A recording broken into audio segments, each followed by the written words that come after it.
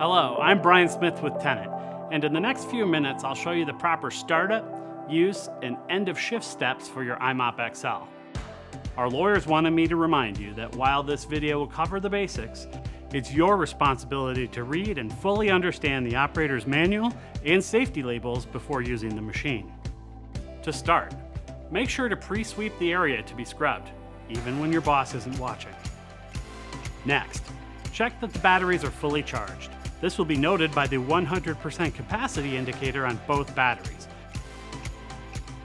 Remove the batteries by pinching the blue and gray tabs. The battery color will match the location on the machine. Match the gray with the gray and blue with the blue. With the scrub deck in the park position, hold the scrub deck of the i-mop and slide in the battery packs from each side until you hear a loud. Identify the clean water solution tank, which is located toward the rear of the machine and is the smaller of the two tanks, normally identified by its blue-colored cap. Please note, the recovery tank is the larger tank on the front and is identified with the gray cap. Always fill the i-mop solution tank with clean water, because filling a scrubber with dirty water is a terrible idea. Pour your preferred cleaning detergent into the tank and mix according to instructions for handling and dilution. Remember, more isn't better. Put the bottom of the solution tank on the i-mop and snap into position. To install the brushes, the i-mop must be in the park position. Hold the scrub deck and align the brush with the latches and cutouts on the brush motor. To put on, turn the right brush counterclockwise and the left brush clockwise, like this. If the squeegee is not already on the machine, take the vacuum hose and insert it into the squeegee hose connector. If the squeegee is on the machine, you don't need to install it because it's already installed, so why would you do that again? Hold the scrub deck of the i-mop with one hand while pushing the squeegee firmly onto these pins. Now that the machine solution tank is properly filled and the squeegee and brushes are attached, you're ready to start operating the machine.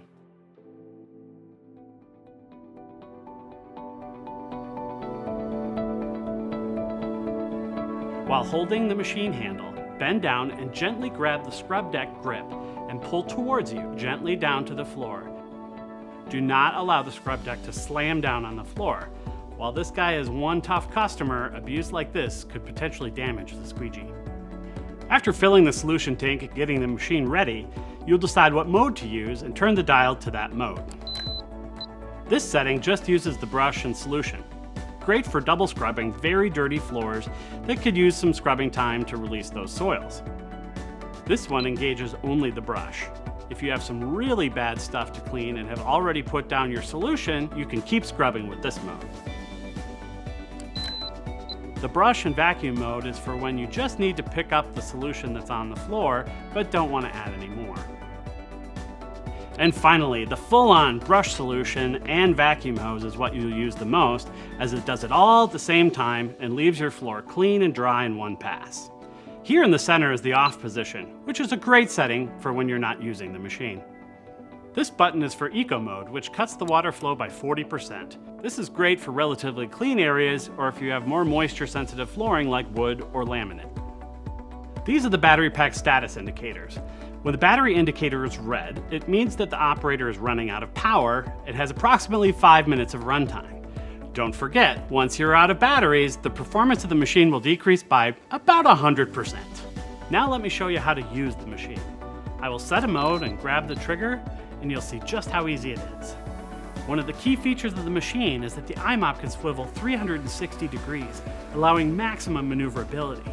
But don't forget that this machine can move quickly in a straight line too to cover a lot of ground, up to 14,000 square feet per hour. Operating the i-mop is very intuitive and similar to steering a bicycle. Once you learn how, you'll never forget. Just squeeze the trigger and walk behind it. While you may feel the urge to swagger, saunter, or strut, we don't recommend any of this behavior while using the i-mop XL. To turn, just turn the handles in the direction you want to go. Right-hand turn, go to the right. Left-hand turn, go to the left. The i-mop can swivel in 360 degrees and is designed to get as close as possible to walls or other obstacles.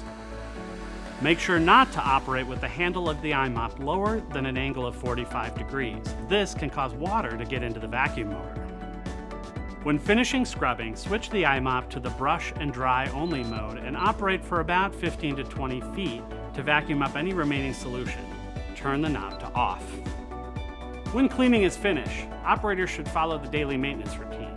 Transport the machine to the appropriate area and place the machine in the park position. Remove the recovery tank and drain it. Make sure to rinse all dirt and debris from the tank, as you don't want that tank to develop what scientists sometimes call stinkiness. Remove and drain the solution tank if necessary. Make sure to leave both caps off the tanks to allow airflow throughout, also good for stinkiness prevention. Keeping the machine in the park position, remove the battery packs and place each battery pack on the charger. Remove the brushes and clean them under fresh water. The brushes are ready to be replaced if the yellow wear indicator is the same length as the other bristles, just like your toothbrush. Our lawyers would like to remind you, however, to not use the i-mop brush to clean your teeth. It's much too large. Remove the squeegee and clean it with fresh water and wipe it with a clean, damp cloth. Always store the i-mop in the park position. Place it up against the wall with the handle facing inward. If the machine must be lifted, remove both tanks and battery packs. In the park position, lift the i-mop with one hand in the scrub grip and the other on the handle. You have now learned the basics of successfully operating and maintaining the i-mop XL. Thank you for watching.